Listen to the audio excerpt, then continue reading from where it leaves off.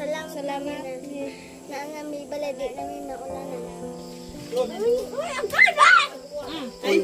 Pag-away. Kaon-kaon lang. Kaya inyo na po mga mama pagkahuman. Tabang na to sa mga kabus dito sa bukid. No, bisag dili punta kwartahan pero kung doon na tayo bakante, mo ni among ginabuhat nga among hatagan. O isa sila ate sa swerte ba tawagan ite? Grasya sa Ginoo. Among gitabangan. Mao ni ang ikaupat na project sa Team Linyo sa among leader nga si Kusal 88. Ikaupat nga balay nga amo ang gitukod. Ikaupat ila ate si pangalan mo te? Ila ate Im. So salamat kaayo sa inyong kanunay na pagsuporta sa amuan ni Ghost Hunter 88. Alas 4 na ng hapon ng aming marating ang Sitio Tinago, Kapadyananyo, Corelia. Ito ang ikalimang araw na kung saan pinagawa namin ang munting bahay ni Kuya Ethan. Sa aking pagdating, sinalob ako ng maraming mga bata kasama ang kanilang mga magulang at mga kapitbahay. Asaya nilang tingnan, pati yung mga kapitbahay na kahit sa munting paraan ay nakikibahagi sila at nakikiisa sa pagkakaroon ng bagong bahay ni na Kuya Ethan.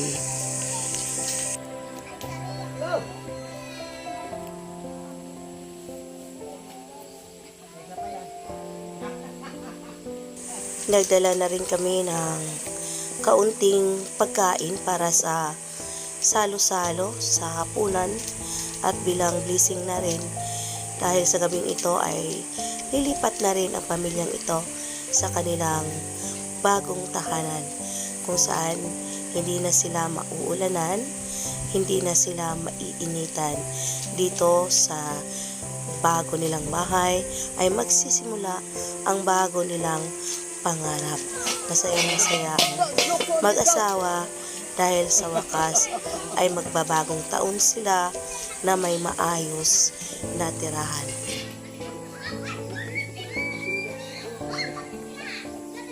Napakaraming tao dito guys, bigyan na kayo. Ngayon guys, pwede na sila matulog dito. Ito. Pero mahiya na akong pumasok dito guys kasi close na.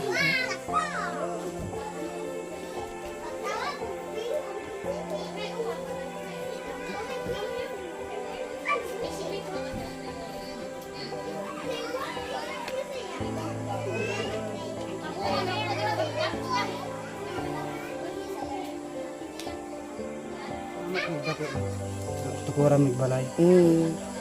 May magdahom nga matukuran nagbalay. Ako po ko nagdahom ya kay dito ramang gusto sa pusa yung silingan si pangalan to? Si Janil o si Janil ya gitag sa kuha niya nakita na ko ni inyong balaya. Nagutana ko kay 88 kung kay kinsa ning balay kay magika man to akong nakitaan gud sa kanang kuan sa picture nga nagtalikod niya mo tong na-identify nga kamo. So ya utong gianhi mo namo. Dahil nakita na akong sitwasyon nga tinuod jud di ay. Ang kantang namo ato. Ulan na usok kayo. Yan naman. Maman tong mahilig ng arahan nga balay. Kani. Ang kani. Pila naman mo katuig ani? Duha og. Tunga to. Duha og tunga. Mga ni inyong mga anak. Ang ikapila naman ninyo ning balay, kaning apil ni. Kapila naman mo nakabuhat og balay. Sukad na namin nyo mo. So ikatulo ni. No, kanang unsa man to kaning pareani na ginaba sa unsa man. Karon pagit ko kanani. Ka. Wala yan yung balaya. Kadagayon. Sige. Kamo pa giswerte kay kamo may natungnan nga nakitaan sa among video niya. Naon ni project kung talahin nato ba yung nagkataon nga ngayog tabang yung silingan si Janil niya kamo ang nakitaan so diri na ko nato yung project. So, Atol manggod niya to. Napod diha siya ba? Ya sili po diha ah.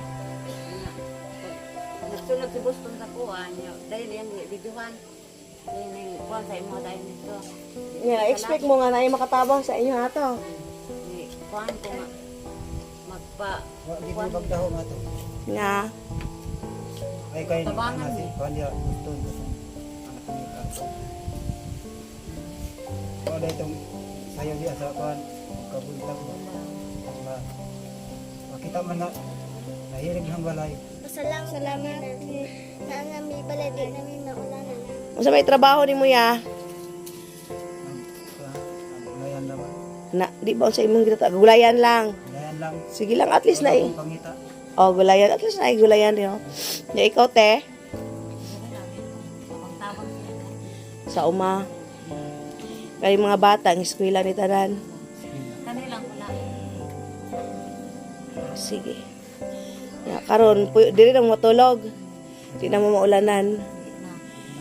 Ako na.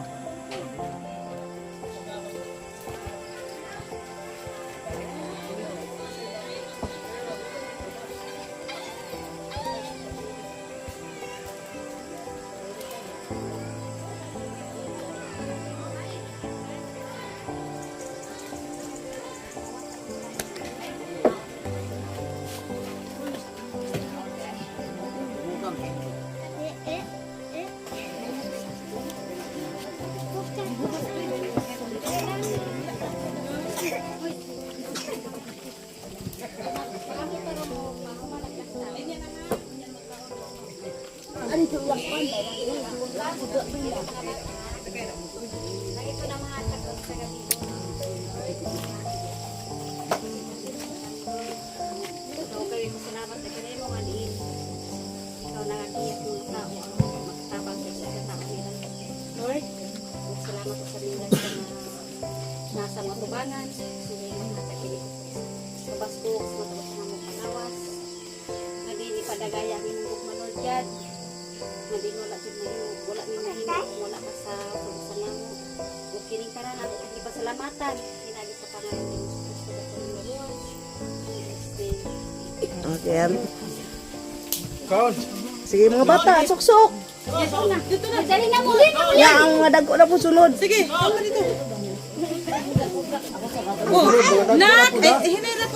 Oh, ang mga dagko na po na. O, kanis mga bata sa niya, kamo na po sunod. O, isbog-isbogin po yung uban.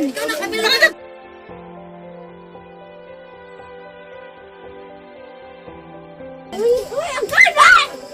Uy, away. Kaon-kaon lang. Kaya inyo na po mga mama pagkahuman.